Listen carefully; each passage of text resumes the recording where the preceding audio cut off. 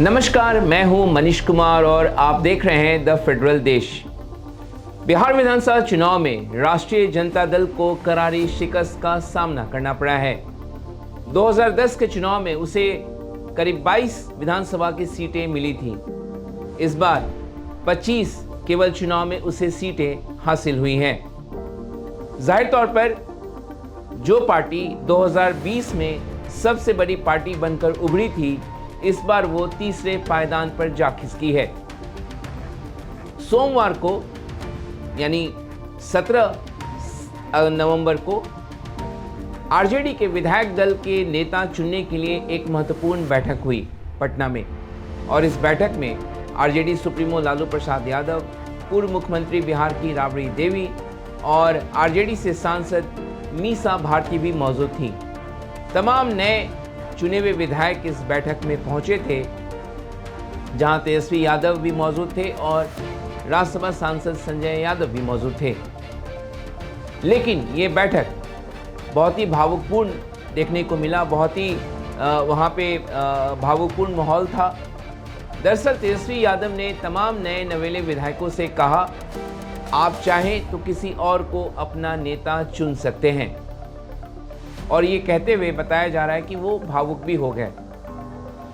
दरअसल जिस तरीके से पार्टी को करारी हार का सामना करना पड़ा है, साथ ही साथ परिवार में भी जिस तरीके की कला देखने को मिली। उनकी बहन रोहिणी आचार्य पटना से निकलकर दिल्ली आई और पटना में उनके बयान सामने आए, और दिल्ली में भी जो बयान आए जिसमें उन्होंने संजय यादव पर हमला बोला, तेजस्वी पर हमला बोला। परिवार में इस कला को लेकर कहीं ना कहीं तेजस्वी यादव आहत दिखे, और इसका असर कल जो विधायक दल की बैठक हुई उसमें भी देखने को मिला, जब तेजस्वी ने तमाम विधायकों को ये ऑफर दिया कि वो चाहें तो किसी और को अपना नेता चुन सकते हैं। हालांकि विधायक ये नहीं चाहते थे। तब आरजेडी सुप्रीमो लालू यादव को इस मामले में दखल देना पड़ा। उन्होंने तमाम विधायकों से कहा कि आप खुद इन्हें मनाएं, जिसके बाद तमाम विधायकों ने तेजस्वी यादव को अपना नेता, विधायक दल का नेता चुना।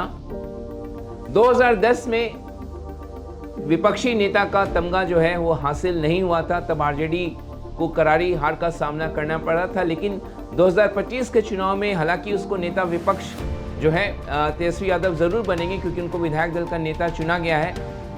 लेकिन जिस तरीके से तीसरे नंबर पर पार्टी सिमट कर रह गई है, कहीं ना कहीं इस बात से पार्टी में हलचल है, खलबली है और हार को लेकर मंथन भी देखा जा रहा है। लेकिन पारिवारिक कलह जो है वो इस सब पर भारी पड़ती हुई नजर आ रही है। तब लालू यादव ने एक महत्वपूर्ण बयान वहां पे बैठक में दिया। उन्होंने अपने विधायकों से कहा कि आप पार्टी पर फोकस करें, पार्टी को मजबूत करने पर फोकस करें, उस पर ध्यान केंद्रित करें। परिवार के जो भी मुद्दे हैं वो परिवार के घर के चार दीवारी के भीतर ही उसको सुलझा लिया जाएगा। ये बातें लालू प्रसाद यादव ने उस बैठक में कही। उन्होंने ये भी कहा कि जो कुछ भी हुआ है परिवार के बीच हुआ है, घर के चार दीवारी के भीतर हुआ है, तो वहीं पे इस मुद्दे का समाधान जो है और निकाला जाएगा। आपको याद दिला दें, रोहिणी आचार्य जो कि तेजस्वी यादव की बड़ी बहन है, उन्होंने बिहार में जो शर्मनाक हार का सामना आरजेडी महागठबंधन को करना पड़ा है, उसका ठीकरा उन्होंने संजय यादव और तेजस्वी के एक और सहयोगी रमीज नीमत खान पर फोड़ा है। लेकिन तेजस्वी यादव ने विधायक दल की बैठक में साफ तौर पे कहा कि मैं परिवार की सुनूं या पार्टी की सुनूं, पार्टी की बेहतर को देखूं। उन्होंने कहा कि किसी व्यक्ति को वो चाह रही थी कि उसे टिकट ना दिया जाए, लेकिन उन्होंने उस व्यक्ति को टिकट दिया। और इसी बात को लेकर कहीं ना कहीं बताया जा रहा है कि रोहिणी आचार्य इस बात से नाराज थी। और जैसे ही हार हुई आप पार्टी की, उसके बाद कलह जो है वो दुनिया को देखने को अब मिल रहा। दुनिया के सामने पूरी बातें अब सामने आ चुकी हैं। और इसी बात के बाद जो है तेजस्वी यादव विधायक दल की बैठक में कहते हैं कि आप किसी को नेता चुन सकते हैं अपना अगर आप चाहें। लेकिन विधायक जो है उन्होंने तेजस्वी यादव को ही अपना नेता चुना है।